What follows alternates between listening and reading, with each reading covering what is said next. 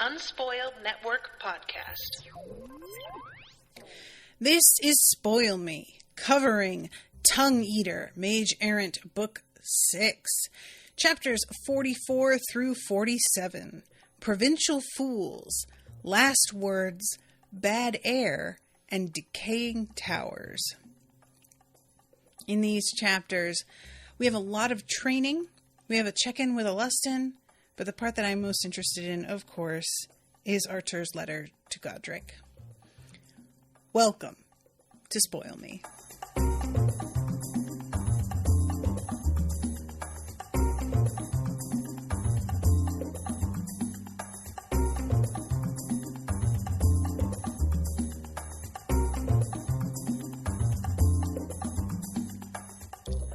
Welcome to the show, everyone. I am Natasha. Thank you very much to Dan for commissioning this episode. Dan is here in the chat, joining me as usual. Delightful to have you. I totally understand when people who commission episodes can't make it to the lives. Like a lot of people will just take whatever slot they can get because time zones or work, they're just not going to be able to make it. But it is always so nice when somebody who commissions is able to like be there almost all the time. It's just fun to have like a little chat with my supporter, it's nice. So, thanks, Dan, for being here. Watch, I'll say this in next episode, Dan's going to be like, I couldn't come. I'm so sorry. So this chapter starts off, I was cracking up about this, you guys, because it literally, the first sentence on chapter 44 is, Sabe was furious. And I was like, what now? That caught me so off guard. She did her best not to take it out on her friends or the cheerful Limnans who were always wandering into their temporary base. Now, I just want to touch on this for a second because I absolutely could never. This is the sort of thing that's like, it shouldn't be that big a deal, but I can't help but think what a complete nightmare scenario this sounds.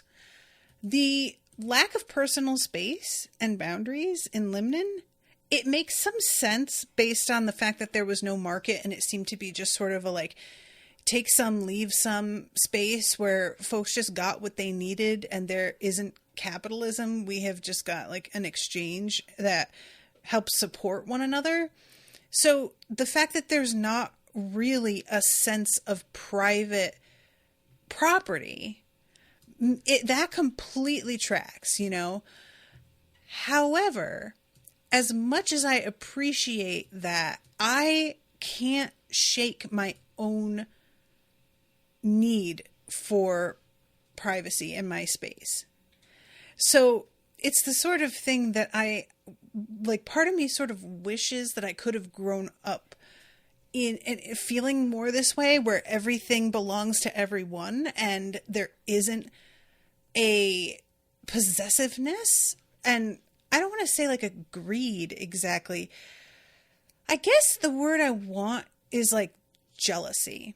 And I don't mean it in terms of I'm jealous of somebody else. I mean he guarded it jealously. You know what I'm saying? The sort of thing where you are only really preoccupied with things that are yours. And then when it's other people's stuff, it's just well, it sucks for you. I would like for the programming that I received to not have sunk in quite as well, but it has. And the Limnus people coming in at one point, literally just setting up shop to paint a mural on one of the walls. It's beautiful and it's all well intentioned, but excuse me, this is their house that they built themselves. What are you doing? And at the same time, they're adding to its beauty and doing something nice. And a part of me is sort of if I were in their shoes, would I have missed out on having a really cool mural in my home because I simply put up a barrier to people coming in for really no reason except for, but it's mine and you can't. And it makes me think just how much I might be missing out on, or we might be missing out on as a culture, by being so preoccupied with making our mark and making something be exclusively our own and keeping other people out and at arm's length to a degree. And, you know, it's an interesting question. And I also think about this in terms of people who grow up with really big families in the same household, either in the actual same house. Like, I had a lot of friends when I was in Connecticut, who were Italian, and it's a big thing for you to be like right near family. And they would have two family homes, and the grandmother and grandfather would live on one side or on the upstairs. And then the family that was younger with the like young kids and stuff would be on the bottom floor. And, I was always struck at how there's always somebody around. You're never alone. And your property, like, you know, people's clothing gets borrowed or their food gets eaten, or anybody with a roommate probably also copes with this to a degree. But maybe that would help get me more in the limnin spirit, was having grown up with a big family like that. But I just grew up with my two parents and me, and that was it. So do not touch my shit is what I'm saying. But anyway, yeah. So it starts off with her like talking about all of the things, well, not talking, but we go over all of the things that she isn't angry at specifically. There is like a smell because of the brimstone and stuff and the, iodine that they can't quite completely keep out, and that's sort of wearing on her. But what it turns out she's upset about is that she realizes how fucking, like, how highly she thought of herself in terms of her understanding of the political situation and what she thought she could do to change things. And she feels as if everybody who was in the know, all of the great powers, were laughing at her behind their back, or behind her back, basically.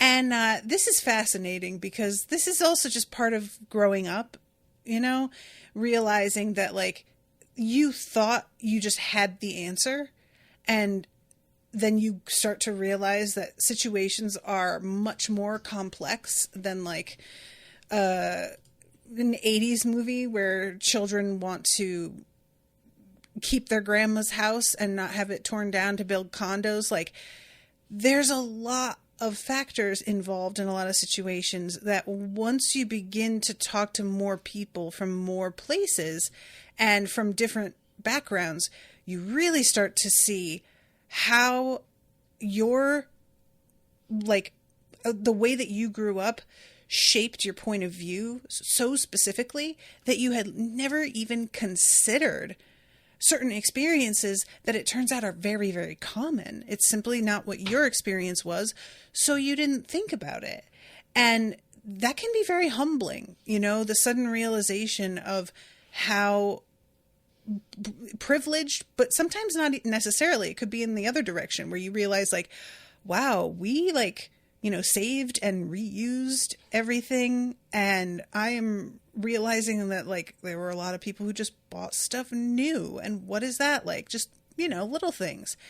And I really appreciate that she kind of goes back and forth between feeling like a real asshole and feeling like a bit of a fool because she was so sure of herself, but also feeling like they told me some secrets, though. Like, maybe they respected me a little bit. And she's like, I could tell myself that my grandmother, like, didn't know about any of this, but there's literally zero chance of that. Like, my grandma's the fucking very tippity top of the pyramid. So yeah, she knew. Come on. And I have to assume most great powers know. I really am desperate still to know who wrote that letter to Alustin, to all of them, as it turns out, because I think more than one person got this, if I'm not mistaken. So this is the like energy that she is bringing right now, which I didn't really expect. I wasn't thinking about things in terms of like this revelation, what it would mean to her when so much of her identity is really tied up in being the political friend, in being the friend from like a house that has fingers in different pies and is trying to run things. Like that, I think, is probably where her frustration is coming from, and a little bit like of a humiliation, is when you think of yourself as an expert in any particular area and you find out you had it super wrong. You can't help but feel like a fucking jag, you know? So it makes a lot of sense. I just didn't really like consider this. And she's thinking about like the messages that Mackerel intercepted and is like, oh, wow. And Candoron knew all of this and was fucking involved in it. They must have thought she was adorable. Must have thought it so amusing. It made Sabe angry enough that she considered releasing Davrigam's census to the world out of spite. Then, of course, she remembered their uncertainty, remembered Candoron's doubts about the census, remembered her grandmother's admission that passing on Stormseed again was likely impossible. These were not the sorts of things a great power would share with someone they didn't take seriously. Finally, Sabe forced herself to set her irritation to the side. No matter how much time she spent worrying about this, it wouldn't be anything more than idle speculation until they returned to their own world. And, I mean, when it comes down to it, yes, but I really sympathize with it. I mean, I am somebody, I don't know if anybody listening has figured this out about me, but I can be very pleased with myself. I can be very smug. And smugness comes from feeling like you know it all, which I often do, which I know I don't, intellectually speaking, but I feel I do. And when you find out that your smugness is like totally misplaced, I mean, it's like what you need. You need the slap in the face a little bit. This is probably good for Sabe to see, wow, I really assumed I had all the pieces in front of me on the board and that I knew what I was looking at. And I don't think you can be a good ruler if you don't fully grasp that there are always going to be factors that you aren't aware of, whether it's because they have not made themselves known, whether it's because other people are keeping them from you, whether it's because circumstances create them later and they don't even exist yet. Like, there's always going to be shit that you aren't entirely prepared for. So if Sabe winds up like following in her grandmother's footsteps, which because her grandmother freely calls herself a monster, I kind of hope she doesn't in that sense, but also being head of the family, I do hope. So I don't really know what I'm like, follow in her footsteps feels like imitating her and her behavior. I guess I would rather say if Sabe winds up like inheriting her grandmother's position is the better way to put it. I feel that maybe she would make I don't know if more merciful ruler. I want to say that. It's hard to say, but I just feel like this will help her be better at it. Whether or not she's better than her grandmother specifically, I don't even really want to hazard a guess, because her grandmother has had to make a lot of decisions that I can't even fathom, you know? I am not trying to pretend that being in a position of that sort of power is an easy thing, but also she's had to do some fucked up shit, which she admits. So anyway, Sabe's situation here and her, I think there's just a real sense of like, I am stuck here and I can't even like yell at anybody about this. I can't do anything or investigate further about it. And that is just leaving her feeling pretty stuck, which is frustrating for somebody who is as action oriented as this entire group of people is. It turned out that the veils on Limnus weren't omnipresent. On days when there were fewer poisons in the air from the clouds above and below, and when the temperature wasn't frigidly cold, some of the Limnans, save for the masked ones, took off their veils and wandered freely. I really wonder about these masks, and I'm wondering if they aid with breathing, if the masks have something to do with, like, injuries from the poisons and having to use like a permanent apparatus of some kind. I don't know, but the temperatures are all over the place, and we've got summer days and then we've got ice the next day, but that would be, I think, kind of tough for me. I don't know. The villagers of Chelder were unfailingly friendly and didn't seem even a bit bothered about feeding the group. This made Godric, of course, feel terrible, and he kept trying to do nice things for the villagers, shaping stone furniture for them. Sabe found it amusing, but tried her best to focus on their training. Still, she kept finding herself drawn into village life. And I love that she had thought that these people were just, like, harmless is the word that's used here, which I'm like, why would you think that?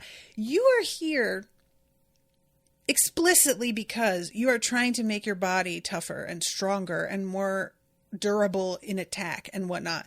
So it's really funny to me that because she isn't seeing them actually fight all the time in front of her face, she sees them as harmless, when I'm like, girl, they've been here a lot longer than you. These are not people to fuck with. I don't know what? But there is a tree lobster. I just need to... Tree lobster. Absolutely fucking not. But anyway, she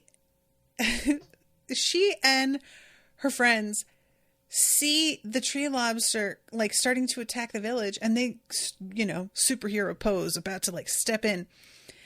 And the villagers have literally, before they even get there, ripped that bitch to shreds with their bare hands and have the meat, like, harvested, and they shove what they can't use over the side to just, like, burn up. And I was cackling to myself because it just made me think of, like, a school of piranha or something. That tree lobster, I almost feel sorry for it. It did not know what it was fucking with. And I wonder about, like, tree lobster meat. I wonder how that tastes. Sorry, Dan's in the chat. He says, Bierce takes his sweet time telling you where that letter came from. Oh, fucking Bierce. Talking about not Godric's letter, everybody, but the letter to Alustin that I was talking about earlier. This is so much like someone born in a rural area going to another country and having their horizons expanded. Yeah, that's true. So she goes to one of their homes and finds, like, all of these books and scrolls, realizes that they actually do a lot of self-educating. There's, like, these are people with, despite their easygoing attitude, despite their openness with one another and their frivolity, I guess is the word I want, when they're, like, together having dinner and how it always feels like a party, they are serious about their shit. And I like that. I feel like this is a really nice energy to have. I hate it, but I will say, like, work hard, play hard. You know what I'm saying? And forgive me. I know, I almost threw up in my mouth just saying it, but you get what I'm saying. And the sheets of paper they use are sort of like a membrane, and the way they print is, it's sort of like a tattooing process, which is kind of cool. I have to assume that lasts longer than paper. I also really want to mention here, you guys, I want my friends to take note of this, because if they can figure out how to use this tool to communicate, they can sidestep Alustin's ability.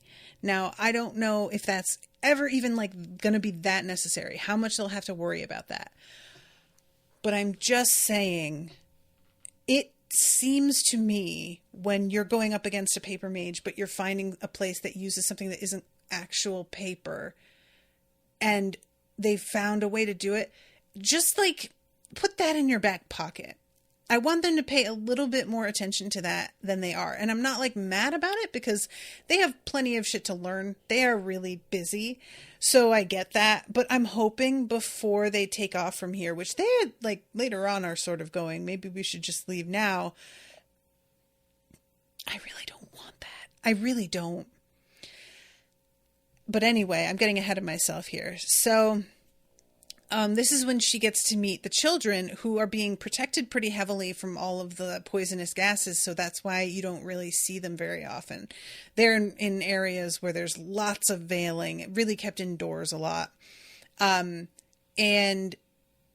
later on, we find out that like if there's a couple of petals from one of the bromeliads coming into the house that can help with filtering the air, the bromeliads are really very fascinating to me.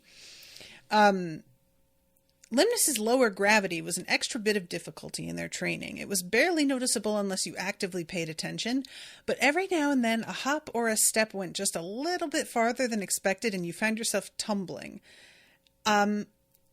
It's just mentioned like that. You just find yourself tumbling. I get that these like tree branches and stuff are like, 50 feet across or way, way bigger than that. I don't know why I even said that. I think he said like half a mile across, something like that. But the tumbling, when all I can think is you're essentially like near a cliff all the time. And it's not just a cliff. It's like a cliff with a burning poison gas underneath you. The tumbling is so scary to me. I know they have magic to catch themselves. You guys, every time I was reminded of how they fall and how high up they are and how this place like seems so cool because the inhabitants are extremely chill. I like lose track of how dangerous it is. And when I'm reminded, I'm just like, oh my God, this place I could not stay here. The anxiety would just be too much. So there's Rain too, and she has difficulty a little bit with like getting her armor. Sometimes acidic rain will mix in and it will cause chemical burns. And it turns out that's like a really particularly difficult thing to heal, which that sucks. And I think it's interesting that as much as, and we have a little bit of talk about this later, but her healing affinity has not really been talked about almost at all, which makes sense to the point that they have been focusing on combat and, to a degree, all you want for combat is to learn how to strike out. But one would really think that would be more of a priority now that they're going to be doing something that's like so dangerous, going up against Celestin. I kind of want a little bit more about the healing magic and to know how that works and what that's like. And it seems like Sabe isn't really like, she's just not focusing on it. Again, understandably, but I feel like it's a bit of a blind spot and that she should be more than she is. So anyway, this Sabe she's talking to Hugh. She says, "Are you sure this is going to work?" And it turns out her crystal affinity, because of Hugh, that affinity is the one that's like progressing the fastest. She had sort of assumed that, I think I can't remember which ones she had thought were going to be the ones that like tied in best with her affinities that she already had, but this is not what she was thinking. The rock dust spinning around in her armor began assembling into crystals of quartz, feldspar, and other minerals.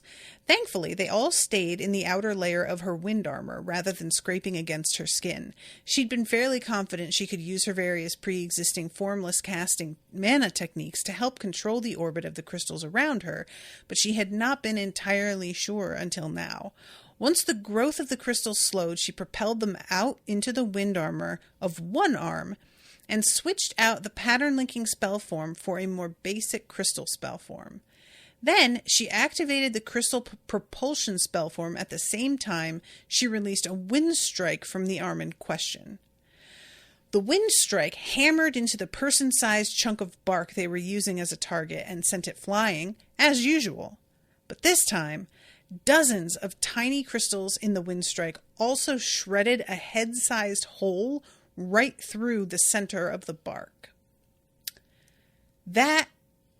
It's like a shotgun, it's like she's got just, why, this is scary. I like it. Good for her. This is great. But also, wow, yikes. And Godric is like, these strikes are going to be fucking nasty. Like once you get this really going. And Sabe says, oh, this wasn't for wind strikes that I wanted, ultimately to do this.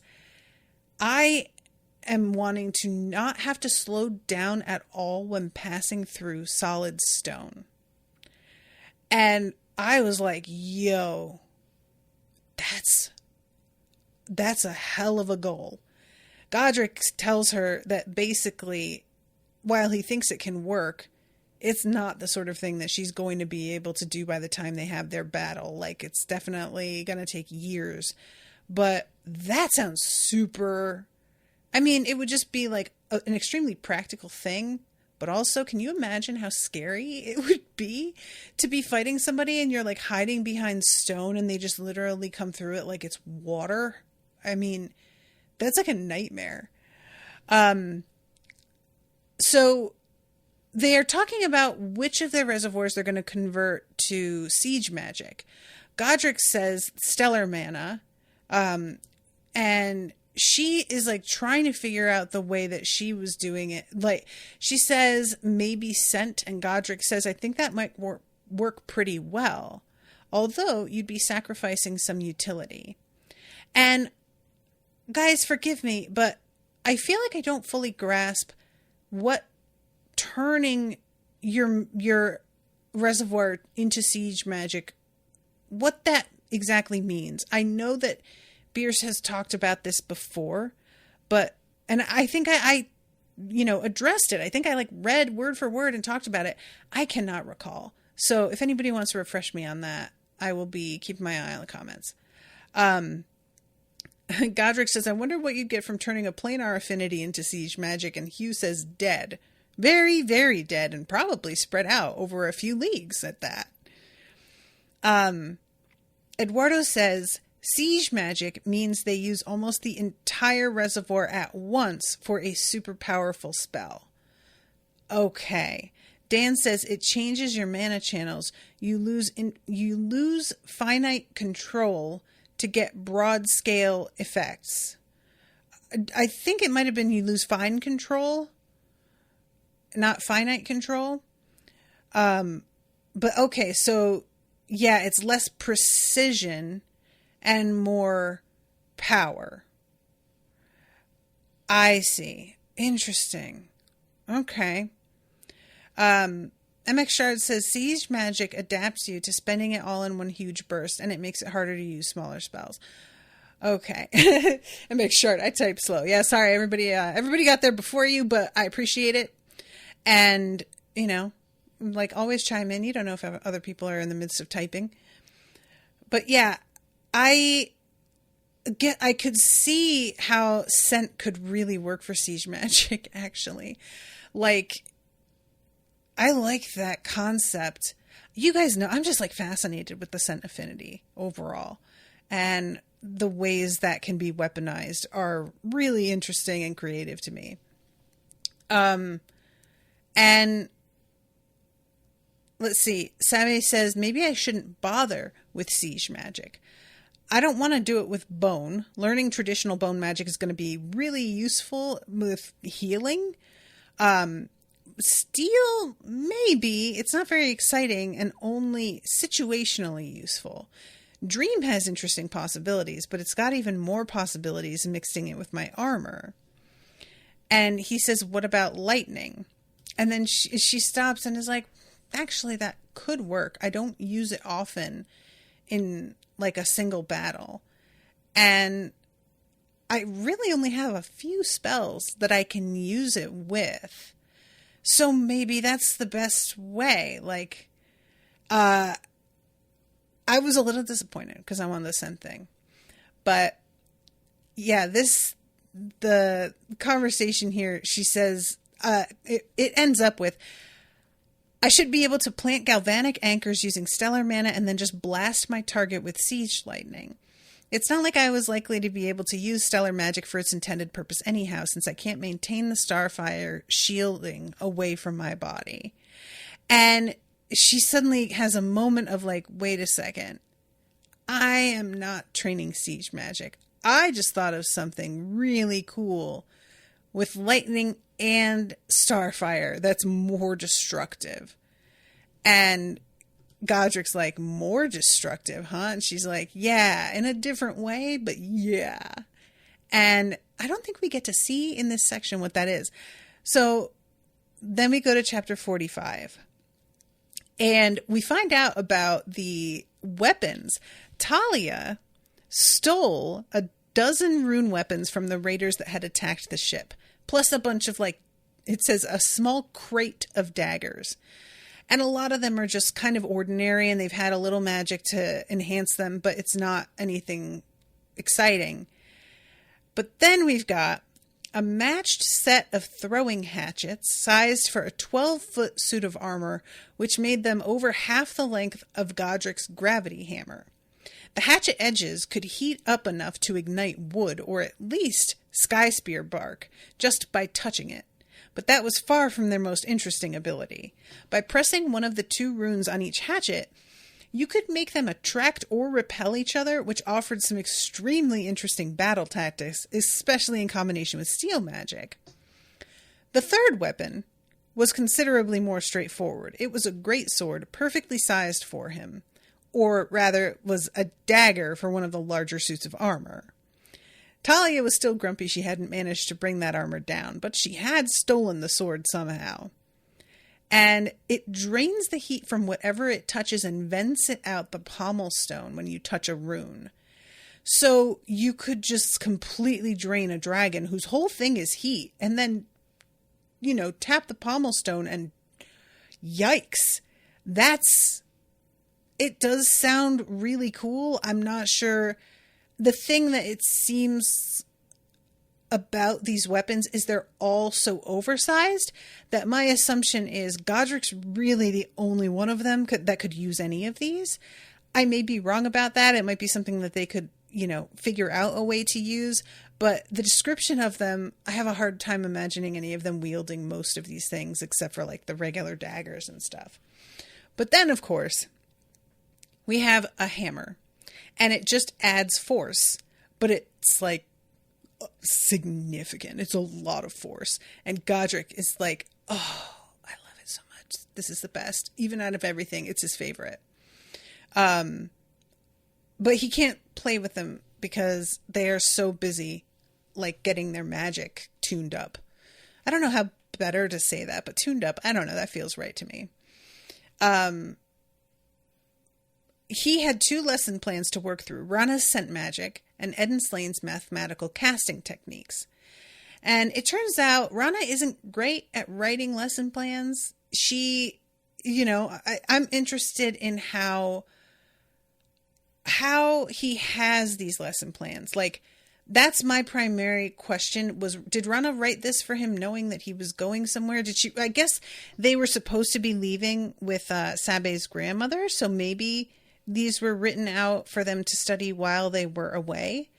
But Rana is not as good at like explaining what she means. And I could see how it would be particularly difficult. Scent magic seems like such an esoteric thing to describe that it might be difficult.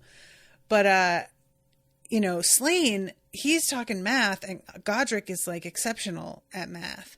So that is the thing that he is much better at that comes a lot more easily to him. Godric could see why Slane was struggling to get others to adopt his methods. His spell forms were disproportionately huge compared to normal object swarm spell forms. Enough so that a normal mage would be unlikely to be able to fit other spell forms into their mind's eye. Godric's Daz methods had helped him expand his own mind's eye in size enough that he had plenty of room without even taking his armor elemental into account. So it wasn't an issue for him, but for normal mages, much less practical. And I think that's fascinating that his dad has trained him to expand his mind's eye. I can't even imagine what that is like. Like, you know what I'm saying? I genuinely can't. I'm trying to think about what my mind's eye can do and how far it can go. And it's hard. I don't even know how you describe something like that. But just another reason to say thank you, Arthur, because we owe him a lot, don't we? So eventually we have a conversation between him and Hugh. And Hugh's like, I'm kind of concerned that this isn't going to be enough.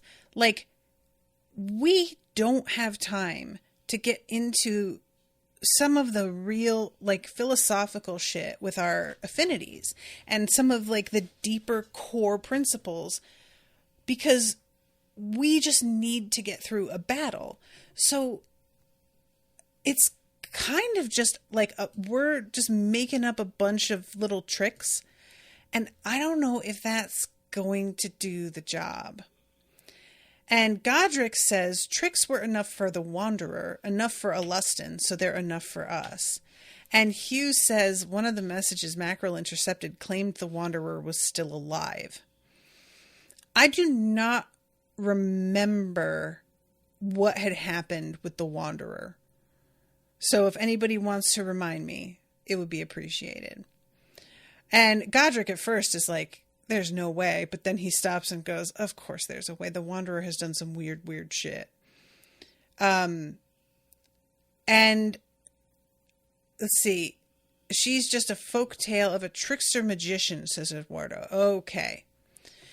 Dan says a myth of a great power they mentioned before. Oh, I think I remember this now. Okay, yeah, that's ringing a bell. And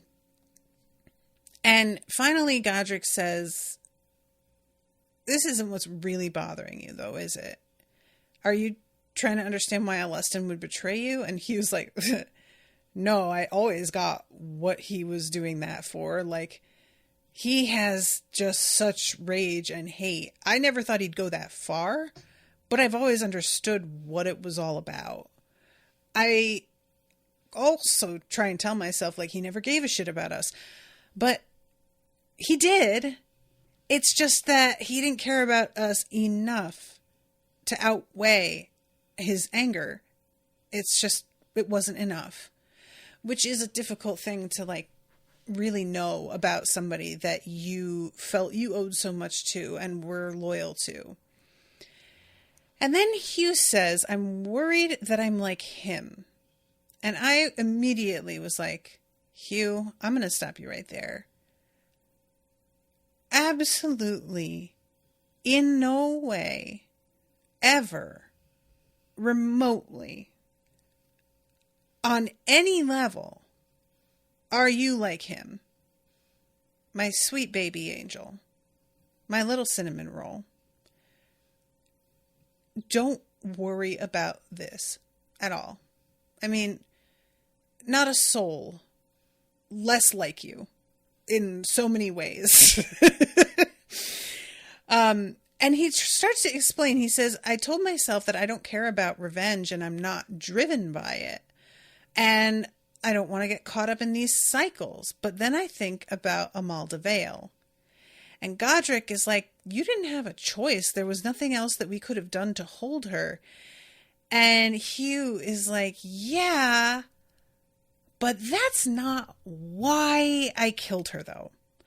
I killed her because of revenge, because she tried to hurt you guys, and it made me angry. And even though I know I can rationalize that it was tactically sound to kill her, I know in my heart why I really did it. And it was not about that, actually.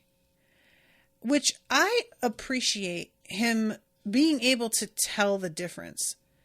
And it makes a little bit more sense for me, him continuing to sort of like beat himself up about that. If he understands what his motivations were versus what everybody could tell him they were. I was like, you know, was telling the same story to myself about this that Godric is telling him, that there was nothing else that you could have done. But I totally understand what it means to have your selfish motivations line up with something that also is the smart thing to do. And you do the smart thing and everybody's like, congrats, you did the smart thing. But you realize that like there was like a bit of gross personal stuff mixed in there and it has tainted it. I really, really, really get that. And Godric has an interesting response. He says, you made that decision in the heat of the moment. It doesn't invalidate your actions, but who we are in a crisis isn't the whole of us. It's a part of us. And I really appreciated that because there's, you know, a saying that's often bandied around is like a crisis or an emergency will like show you who people really are. And it's always struck me as a little harsh. Like, I understand the truth of it in a lot of senses, but it's always sort of been like, I don't know if that's always true. And I think that what Godric is saying here is kinder and more generous. With your long-term considered actions, you get to choose who the rest of yourself is going to be.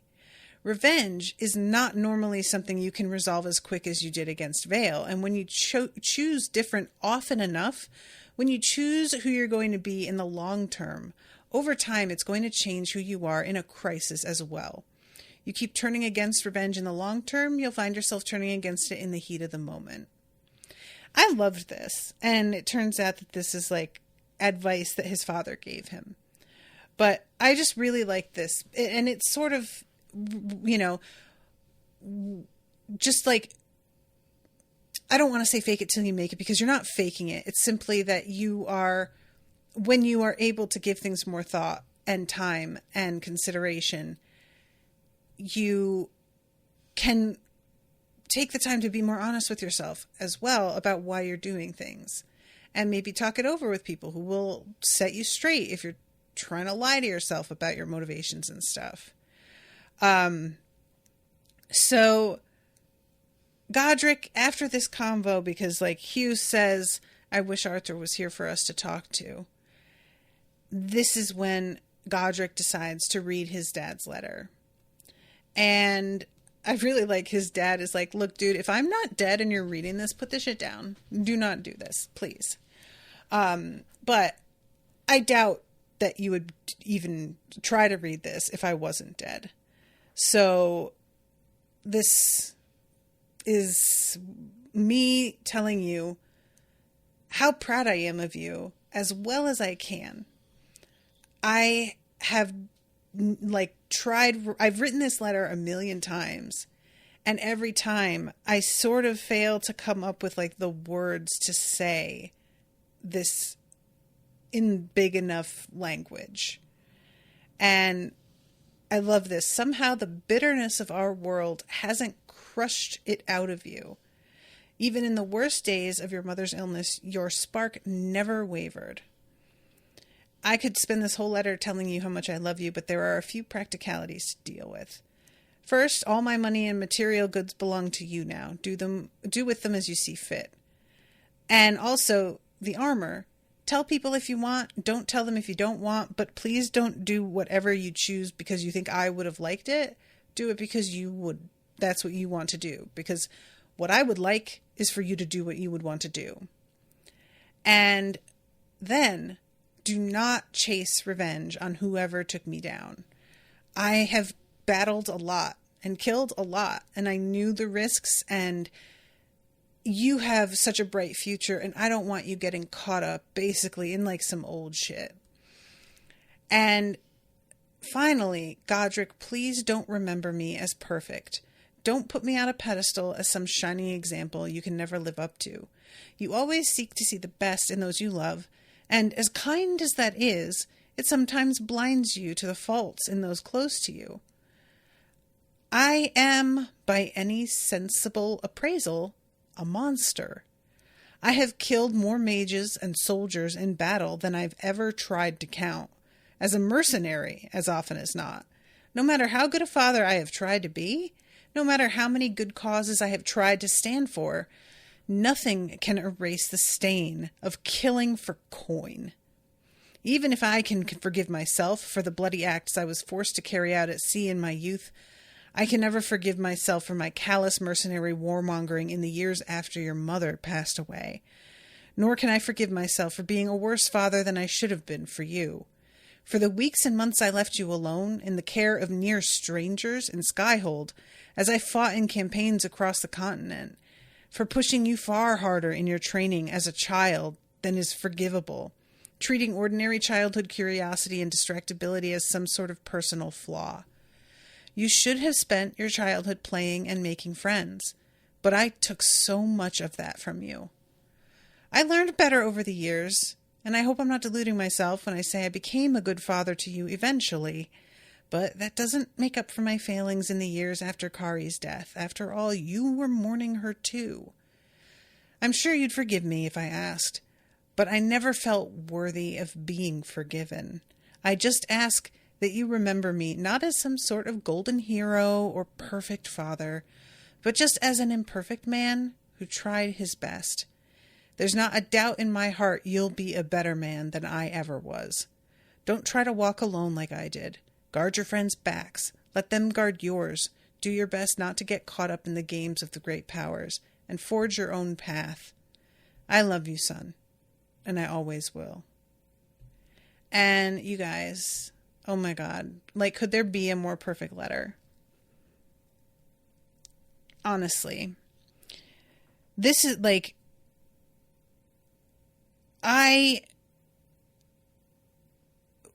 the thing that I really appreciated here was apologizing for mistakes that he has made as a father.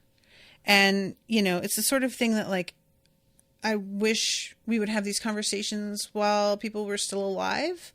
But I also can understand how you try to live in such a way that you make up for what you did, and you don't want to, like, put somebody on the spot by telling them how sorry you are and making it so that they need to forgive you in the moment. I like him saying, I didn't feel worthy of forgiveness.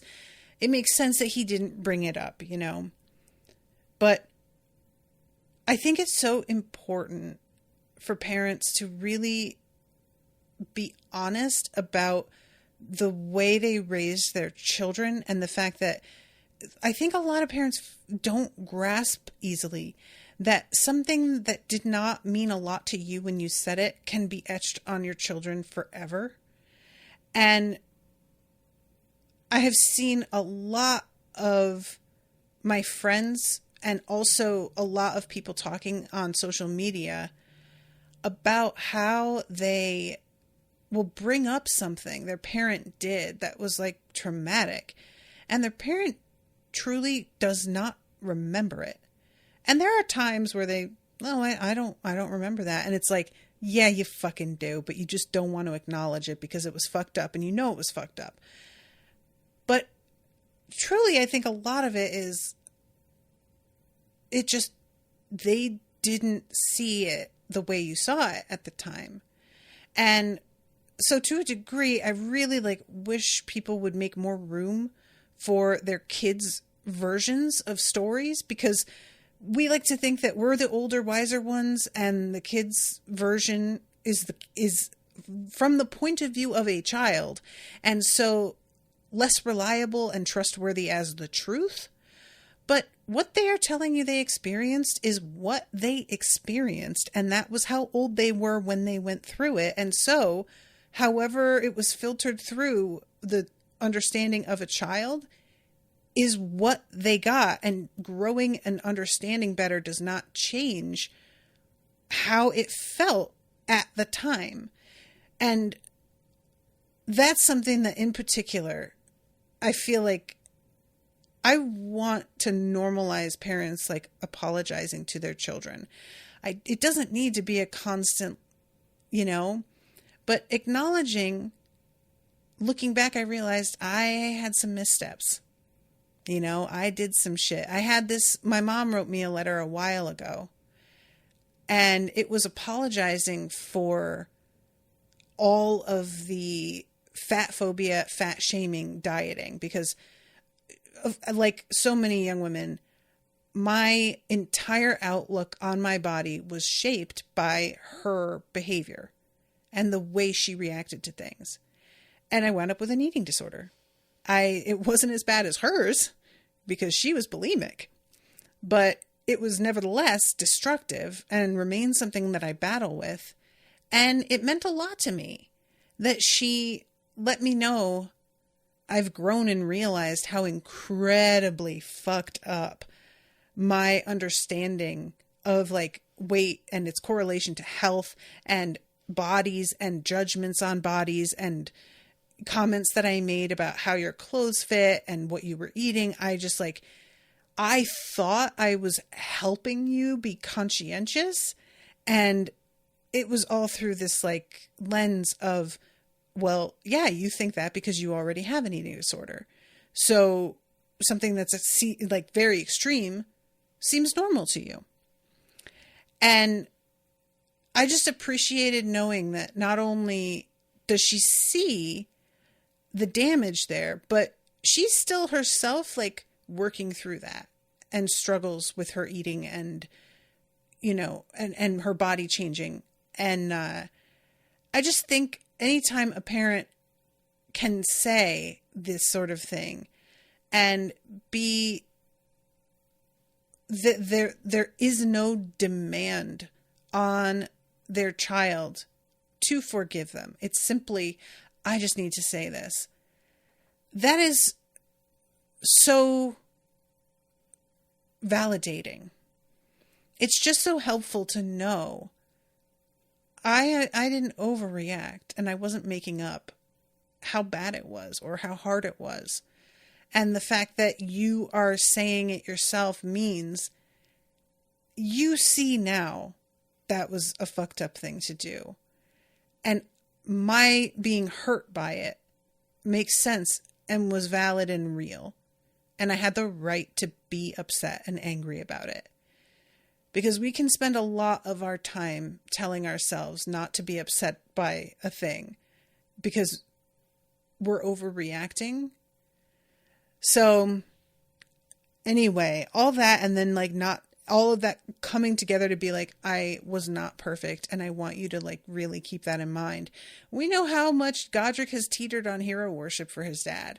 He has had a few moments of like real dark thoughts because he is not living up to his father's legacy.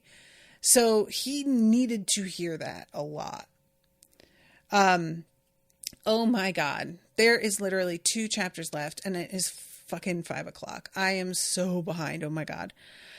I'm sorry guys. I'm so behind. So we have some of Talia training her affinities, and, her bone affinity was still by far the least cooperative affinity with her tattoos that she had. And she's noticing that like the bone fire isn't interacting with things and adding mass the way that it does with the bone fire. And if those had really been their mana reservoirs they'd witnessed in their visions, which seemed likely, her dream mana had started leaking into her bone mana. And we get some really interesting, like, history here. So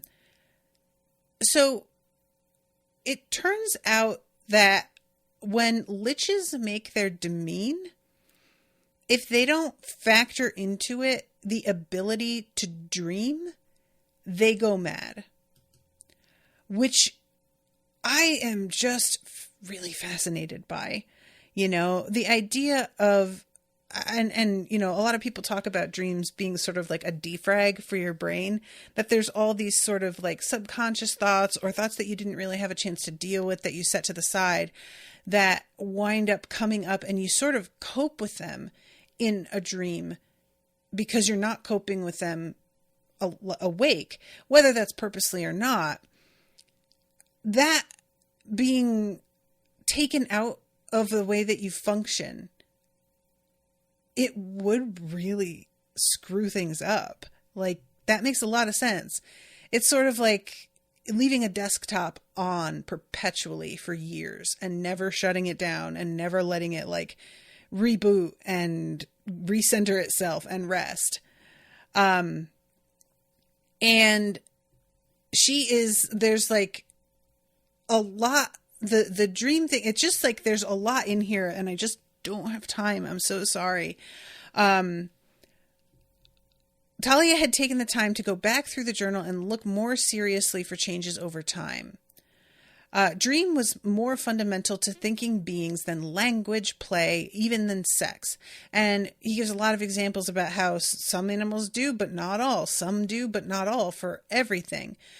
There was no such thing as an undreaming animal, though. And I was like, isn't there? I wanted him to expand on this. Even animals that didn't sleep dreamed. What? Who? Tell me more about that. He just drops that and then he like moves on. And I was like, no. I want to know what the hell that means. I don't even get how that works. And to use magic that meddled with something as fundamental as dream warped you. Some dream mages began sleeping more, often half of every day. Some began sleeping less, as little as 2 hours a night. Others just went strange. They commonly lost their ability to distinguish dream from reality. Most simply shrugged and accepted both as real, content to live life slightly mad. Others went dangerously mad, often driven to suicide. A rare few ended up going to war with themselves, their living selves fighting their dream selves, both convinced the other was growing some mental parasite intending it to take over their true life. Not all dream mages ended up so badly. Some had embraced changes, and self-modification was extremely common. Constructing dream minds that could control and protect the body during sleep, mental calculating engines that could solve problems while the mage slept, and more esoteric alterations to the psyche were possible. But apparently it's super dangerous, and it's the kind of dangerous that even Talia isn't willing to fuck with. So it turns out she is like doing a half hour less of sleep right now than she was about a year ago, I think. And it's not a lot, but you know, for somebody who does what she does, it's significant. It means something. And then we jump to 2 weeks from their arrival on Limnus, and they wake up, and it turns out Hugh's wards broke because there was an earthquake. And Hugh realizes, like, I didn't think they were going to be big enough to interfere with my wards, but I was definitely wrong about that. And Talia says, your cough has been getting worse and worse the whole time we've been here. I think this has been going on the whole time. It hasn't been that bad, has it? I didn't notice until Talia pointed it out, but yeah, it has been getting worse now that I think about it. I think we may need to leave Limnus, either head back to Cometrius or return home early. Hold on, Hugh said. And I was like right there with Hugh. As much as I understand this like damage that's being done is very real, I was so upset that after everything and all of the like promised advancements they could get by staying here, that they might just have to go. And Hugh is like, well, now that we know what's going wrong, I can do stuff to manage it and keep the wards from breaking. And Talia is like, dude, the longer you stay here, there's just more and more possibility for this to really screw you. You can't keep the crown active at all times. And, you know, the magic might help you not get damaged further, but it isn't going to heal what's already damaged. So they fix the wards. Hugh is like, I feel like we should sleep on this, but if we have to, I will go back to Demetrius alone. You guys need to stay and advance yourselves without me at the very least. To which they're all like, you want to fucking go through the labyrinths by yourself? Absolutely not. No way. And they get interrupted by a Limnan woman coming in. And she wants to examine Hugh. And they believe that she could like hear him coughing and was drawn to them because of that. And I was like, these people, if anybody's going to know about lung issues, these would be the folks, actually. Now, Hugh's lung issues were from inhaling glass, or what was it? It was sort of like glass, right? It was like basically like powdered lava, something like that. So it's not the same as like a chemical damage, but it's still probably something that with dealing with the heat and brimstone, like they probably also have to deal with stuff like this. And these people, they have like a tea that they wind up giving him, which he describes as tasting like mushrooms, but sweet, which I was thinking, oh, I'm glad you like it, buddy. I don't know what to say about that. But they decide that they're going to try and like wait it out a little bit. They are figuring out some of the ways that the local people handle the air, and they have like veils that they begin to wear. They have veils along the walls and ceiling.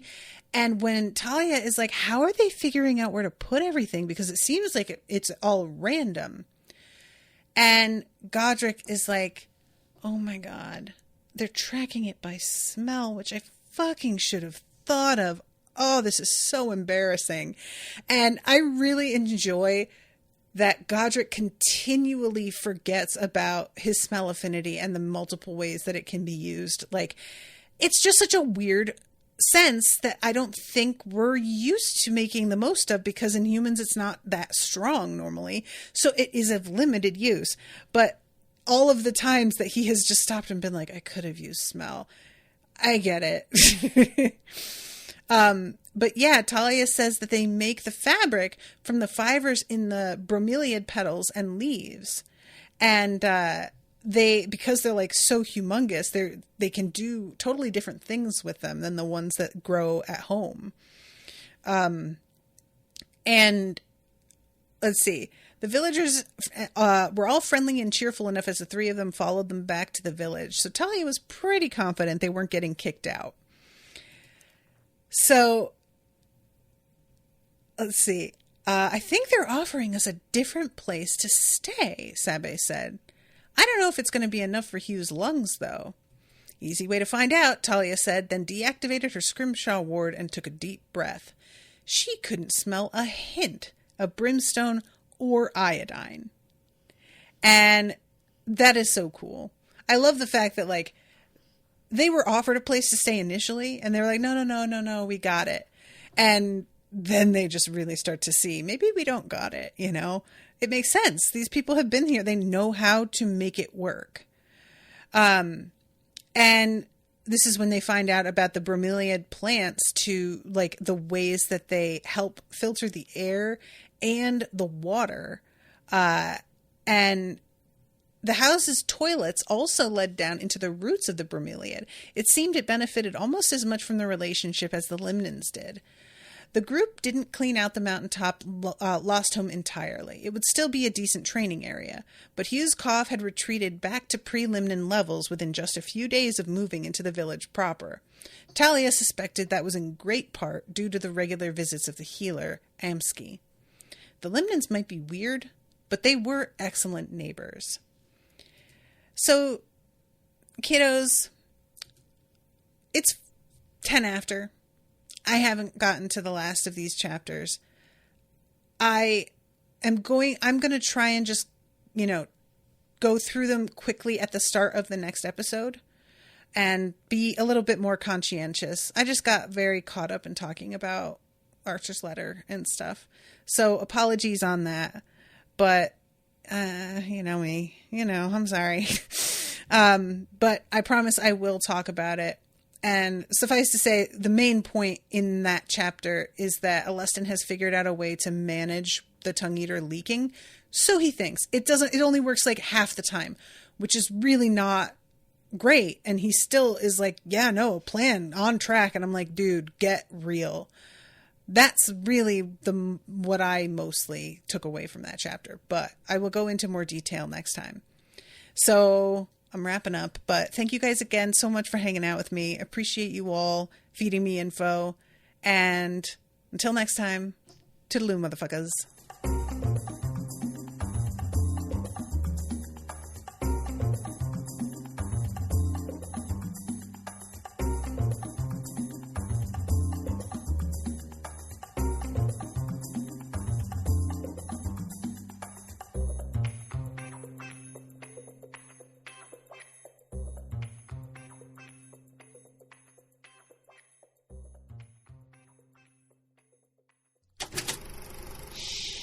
That was an Unspoiled Network podcast.